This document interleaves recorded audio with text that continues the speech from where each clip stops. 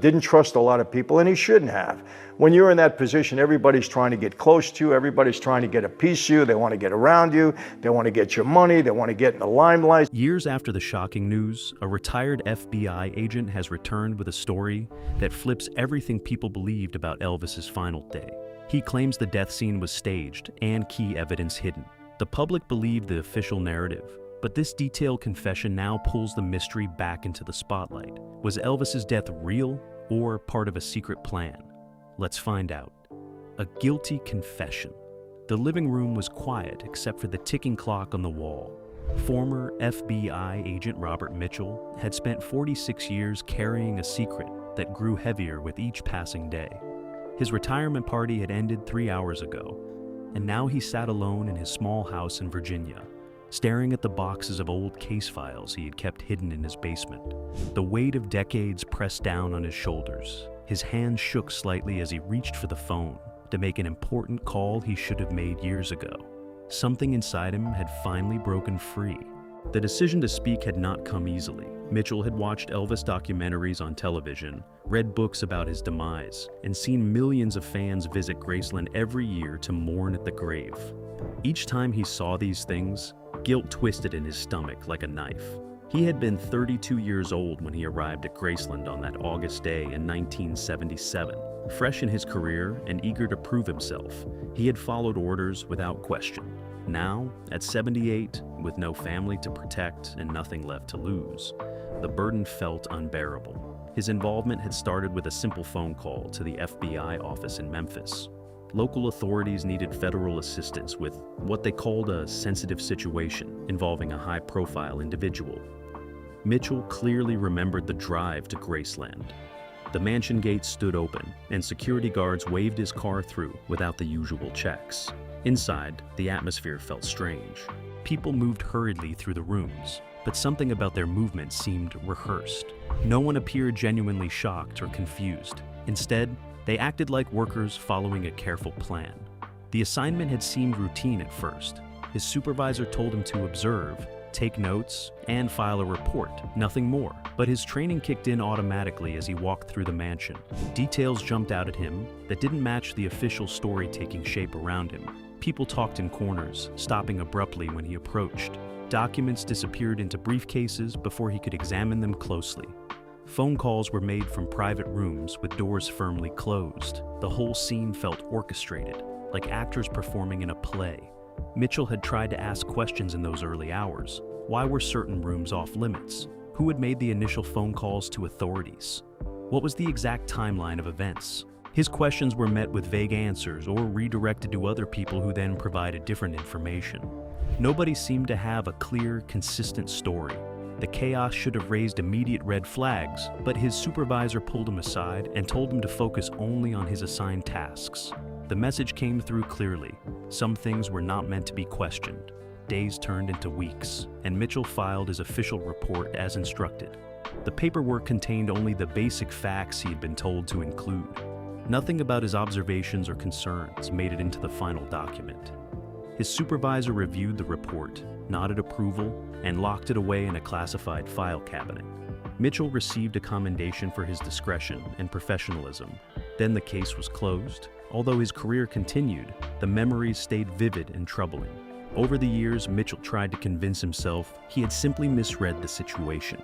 Perhaps grief and shock looked different than he expected.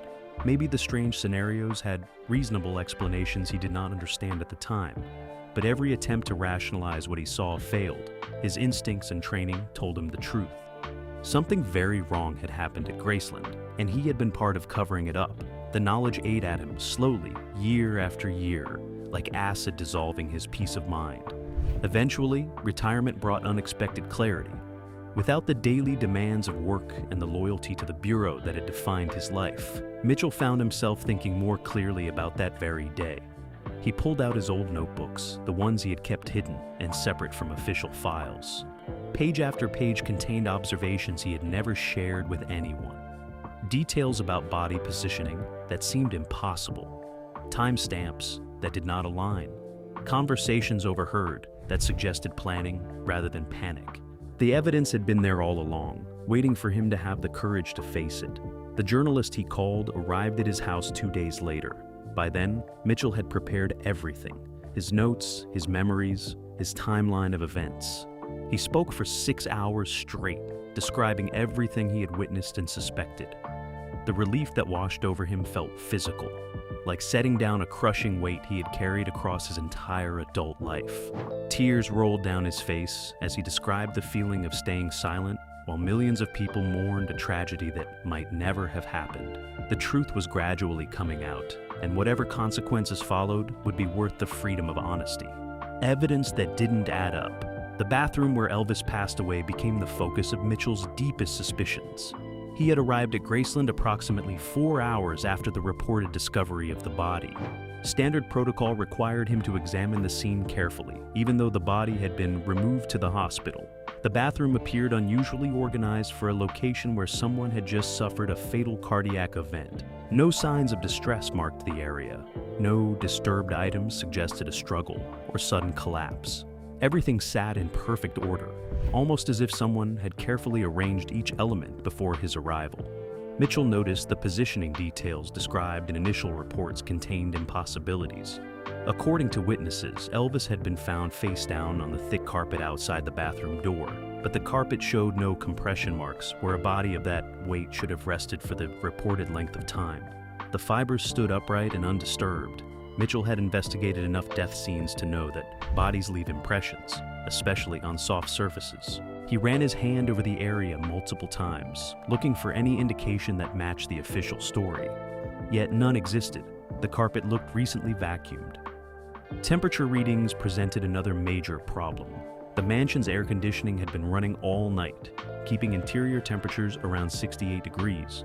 Medical examiners used body temperature to estimate time a person passed, but the readings taken at the hospital did not match the environmental conditions. Mitchell had studied forensic science extensively during his training. He knew how quickly bodies cooled in climate-controlled environments. The numbers simply did not work. Either the time of death was wrong, or the body had been kept somewhere else before being moved to the mansion. The pattern of rigor mortis described in preliminary medical notes also raised questions. Rigor mortis follows a predictable schedule, beginning in the smaller muscles and gradually spreading throughout the body. The stiffness peaks around 12 hours after demise, and then slowly drops. According to the timeline provided, the body should have displayed specific stages of rigor mortis when examined. Instead, the descriptions seemed not to align with the reported timing. Some muscle groups showed advanced rigidity while others were flexible. This pattern suggested either the timeline was incorrect or the body had been subjected to unusual conditions before examination. Mitchell examined the medications found near the scene with growing concern. Bottles sat lined up neatly on the bathroom counter, their labels facing forward in perfect alignment. People in medical distress do not organize their medication bottles. They grab what they need frantically, leaving chaos behind. These bottles looked staged for a photograph rather than used in an emergency.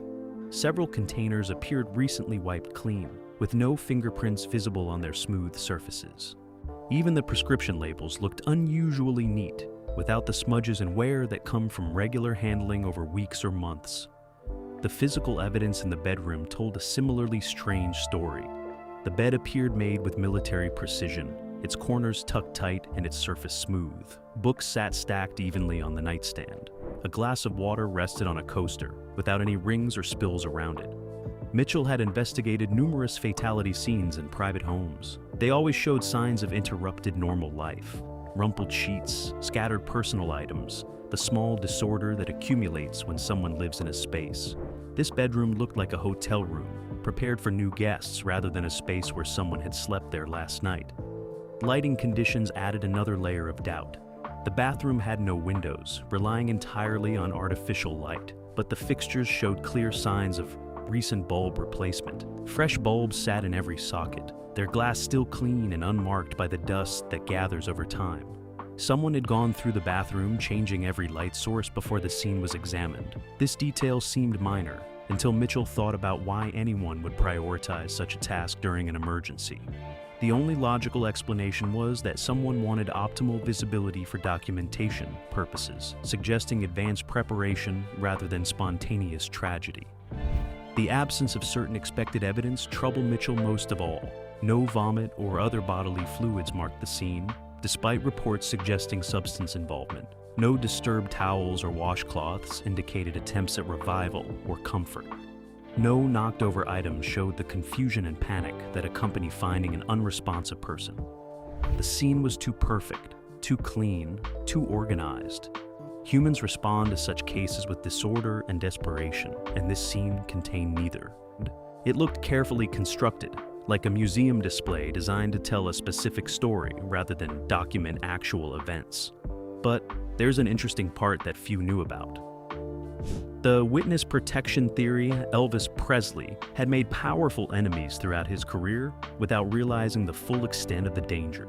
His connection to federal law enforcement began in 1970 when he visited President Nixon at the White House.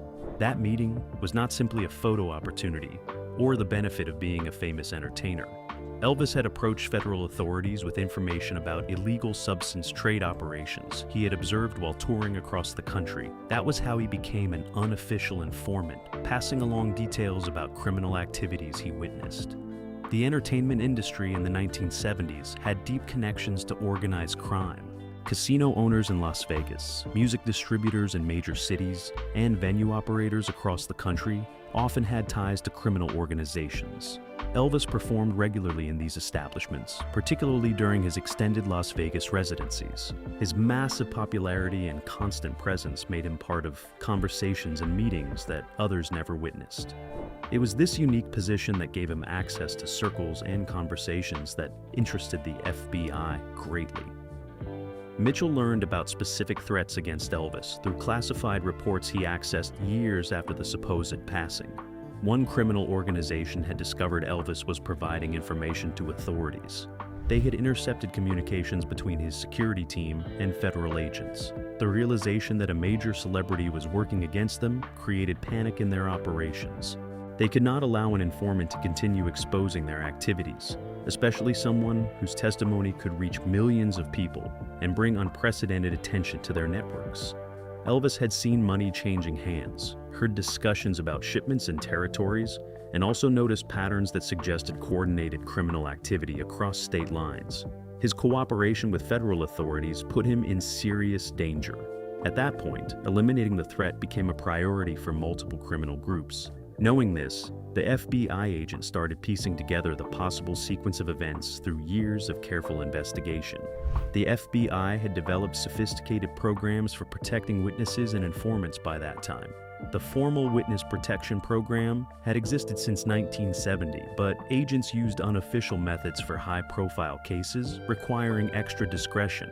Faking a death was the ultimate protection strategy.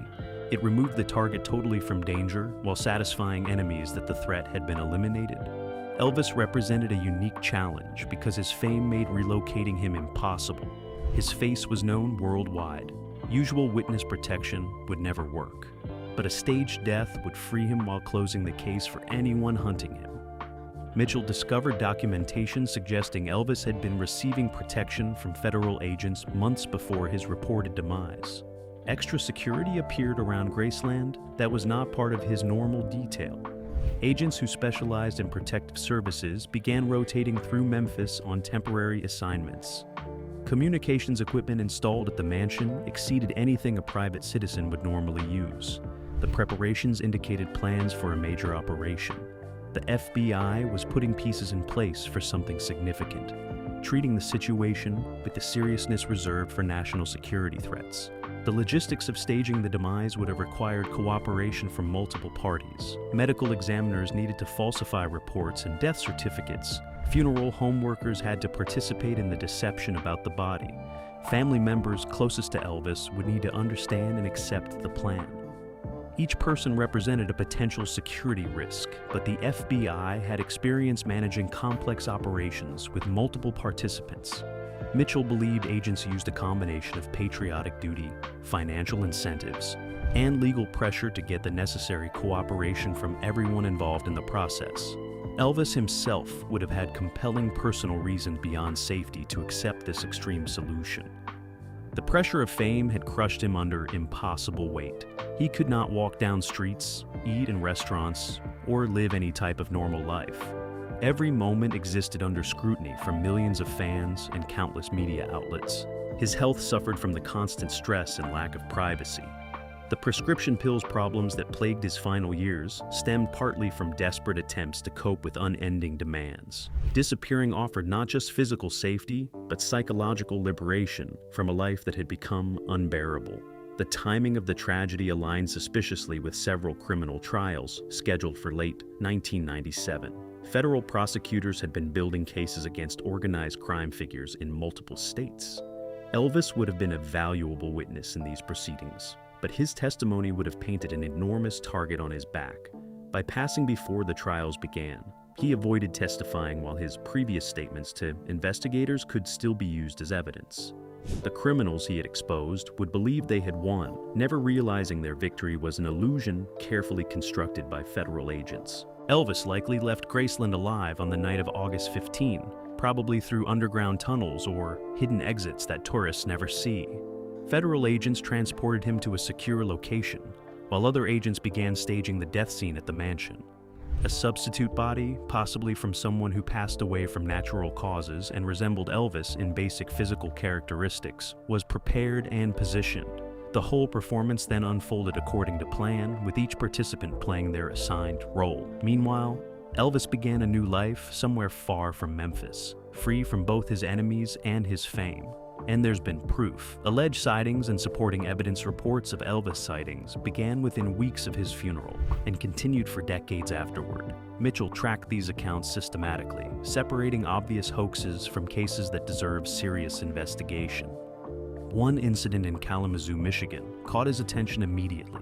A woman working at a grocery store encountered a customer who looked remarkably like Elvis in late October 1977. The man wore sunglasses indoors and kept his head down while shopping. He wore a hat and kept his collar turned up, but his profile and body language reminded multiple witnesses of Elvis. When he reached the checkout counter, his hand shook noticeably as he handed over cash. The woman noticed a scar on his wrist that matched photographs of Elvis's documented scarring. She said nothing at the time, but filed a police report 3 days later after seeing news coverage about similar sightings. Meanwhile, photographic evidence emerged from various locations that defied easy dismissal. A gas station in Birmingham, Alabama, had security cameras that captured a customer refueling late at night in January 1978. The footage showed a man wearing a jumpsuit similar to Elvis's stage costumes. His movements and posture matched Elvis's distinctive walk, which physical therapists and movement specialists had analyzed extensively over the years. The man kept his face turned away from cameras, suggesting awareness of their positions. He paid with cash and left quickly, but frame-by-frame analysis of the footage revealed facial features consistent with Elvis's bone structure and proportions. Voice recordings presented the most compelling evidence Mitchell came across during his investigation. A radio station in Louisiana received an anonymous phone call in 1978 from someone requesting a gospel song. The caller's voice bore striking similarities to Elvis's vocal patterns and Southern accent. After audio experts analyzed the recording using spectrographic technology, the voice print showed remarkable matches to verified Elvis recordings in frequency patterns and harmonic characteristics. However, the station kept the recording for years before releasing it to researchers in the 1990s. Financial records revealed puzzling transactions that continued long after Elvis was gone. Bank accounts associated with him showed activity that could not be easily explained. Money moves between accounts, and real estate transactions occurred involving properties Elvis owned, but the signatures on documents looked different from known Elvis signatures while still passing initial verification processes. Mitchell obtained copies of these documents through connections in the banking industry. Forensic handwriting analysts found the signatures contained differences that prove either forgery or deliberate alteration by the original signer trying to disguise their handwriting. Airport security footage from several locations between 1978 and 98.5 showed individuals matching Elvis's physical description passing through terminals during late-night hours. These men always traveled alone, always paid cash for tickets, and always boarded flights to small regional airports rather than major hubs. Security personnel at Memphis International Airport reported seeing an Elvis look-alike boarding a private plane in 1979. They dismissed it as coincidence at the time, but later wondered why someone would go to such lengths to resemble a deceased celebrity while clearly trying to avoid attention. Medical records from a clinic in Arkansas contained entries that raised significant questions. A patient matching Elvis's general description and age came in treatment for conditions consistent with Elvis's known health problems in 1980. Although the patient used a false name, he had distinctive physical characteristics. He had unusual scarring patterns that matched Elvis's documented medical history. The doctor who examined him noted remarkable similarities to Elvis Presley in her private notes. Though she never reported her suspicions officially, Mitchell located this doctor years later, and she confirmed her observations. She remembered the patient clearly because he seemed nervous and overly concerned about privacy in ways that suggested hiding rather than simple discretion. Meanwhile, handwriting samples emerged from various sources over the years that experts could not definitively rule out as Elvis's work. Letters mailed to family members contained personal information and references that would be difficult for outsiders to know. The handwriting showed similarities to Elvis's style, but with intentional variations suggesting someone trying to write differently than usual. Graphologists who examined these samples found them consistent with an educated forgery or with authentic writing by someone attempting disguise. Several family members reportedly acknowledged receiving strange communications, but refused to discuss them publicly, citing privacy concerns and fear of appearing delusional to the media. Witness testimony from people with no apparent motivation to lie added credibility to the survival theory. A former truck driver reported giving a ride to a hitchhiker in rural Tennessee in 1981, who bore a striking resemblance to Elvis. The man said his name was John and claimed to be traveling cross-country for personal reasons. During the 3-hour drive, he hummed gospel songs and spoke knowledgeably about Memphis history. He mentioned specific details about Graceland's layout and staff that were not public knowledge. The truck driver thought the encounter was odd, but did not connect it to Elvis until years later. Physical evidence discovered at abandoned properties added another layer of mystery. A small house in northern Mississippi was found to contain personal items and photos that appeared connected to Elvis. Furniture matched pieces known to have been removed from Graceland during renovations. Books contained handwritten notes and margins that resembled Elvis's writing style and referenced events from his life. Local residents reported seeing someone living in the house during the early 1980s, before the property was suddenly vacated. Investigators found utility bills paid in cash and no paper trail connecting the occupant to any official identity. The cover-up and consequences. The network required to maintain such a deception involved dozens of people across multiple institutions. Medical examiners who signed death certificates would have needed briefing on the national security implications of their participation. Mitchell believed the FBI approached these officials with a combination of patriotic appeals and veiled warnings about obstruction charges if they refused cooperation. The funeral home workers faced similar pressure. They handled a body they knew was not Elvis Presley, preparing it for burial, while understanding the consequences of revealing the truth. Family members close to Elvis bore the heaviest burden of the cover-up. Mitchell suspected that only a small inner circle knew the complete truth. His daughter Lisa Marie was only 9 years old at the time and probably learned the truth gradually as she matured. Living with this knowledge meant watching millions of fans mourn her father while knowing he was alive somewhere. She had to maintain the pretense of grief in public while possibly maintaining secret contact with him privately. The psychological impact of this dual existence would have been immense, explaining some of the personal struggles she faced in later years. Other federal agents besides Mitchell knew varying levels of detail about the operation. Some participated directly in the logistics of moving Elvis to safety. Others provided support services like creating fake documents for identification or establishing financial accounts under assumed names. These agents followed orders and understood the national security justification, but the moral weight accumulated differently for each person. Some rationalized their actions as protecting an important witness and informant. Others struggled with deceiving the American public on such a massive scale. Mitchell knew of at least 3 other agents who left the FBI within 2 years of the operation, possibly unable to reconcile their actions with their conscience. These individuals carried the secret back to their regular lives, pretending nothing unusual had occurred, while knowing they had participated in one of the greatest deceptions in American history. The psychological impact on Mitchell manifested gradually over decades. His marriage ended in divorce after 12 years, partly because he could not share what truly troubled him. His wife sensed he was keeping secrets, but could never understand the magnitude of what he carried. He developed insomnia, lying awake at night, thinking about Elvis living under an assumed identity while the world mourned. He attended therapy, but could not discuss the real source of his distress without violating federal secrecy laws. Depression settled over him like a heavy blanket that never lifted, even during moments of professional success or personal joy. The moral conflict intensified as Mitchell watched Elvis's legacy grow after his demise. Graceland became a pilgrimage site for millions of fans. Books and documentaries explored every detail of his life and final days. Tribute artists built entire careers on keeping his memory alive. Meanwhile, Mitchell knew the entire foundation of this mourning rested on a carefully constructed lie.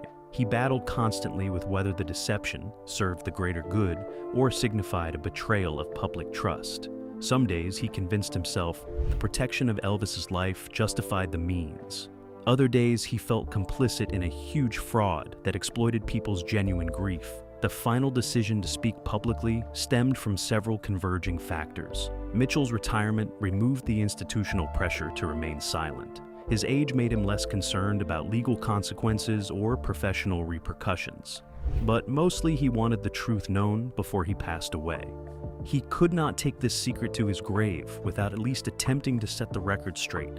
The burden had shaped his entire adult life, affecting his relationships, his mental health, and his sense of integrity. Speaking out offered the possibility of redemption, even if people dismissed his claims as the delusions of an old man seeking attention. The revelation Mitchell provided sparked immediate controversy and investigation. Journalists began digging into the details of Elvis's demise with new scrutiny. Forensic experts called for exhumation of the body at Graceland to verify its identity through DNA testing. Legal scholars debated whether the FBI could face accountability for participating in such a deception decades later. Elvis fans split into camps, some desperately wanting to believe he might still be alive, others defending the official narrative and dismissing Mitchell as delusional or seeking fame. The issue filled media coverage for weeks as people struggled with the possibility that one of history's most famous tragedies might have been staged. Mitchell hoped his confession would accomplish several goals. First, he wanted Elvis to know that the secret was no longer being protected, giving him the freedom to decide whether to continue hiding or reveal himself. Second, he wanted other agents who participated to feel released from their silence, allowing them to confirm or add details to his account. Third, he wanted the public to understand how government agencies operated in protecting important witnesses, even when it meant deceiving millions of people. Fourth, he wanted to demonstrate that silence in the face of wrongdoing corrodes the soul, and that speaking truth ultimately matters more than protecting institutions. The consequences of Mitchell's revelation extended beyond immediate media attention. Several other retired agents came forward with partial confirmations of his story, though none provided direct evidence. Family members of Elvis faced renewed pressure to address the claims, forcing uncomfortable public statements that satisfied no one. The mystery deepened rather than resolved, as Mitchell's credibility seemed solid, but his evidence remained circumstantial. The truth about Elvis Presley's passing remains elusive, trapped somewhere between official history and persistent alternative theories that refuse to fade despite decades of denial.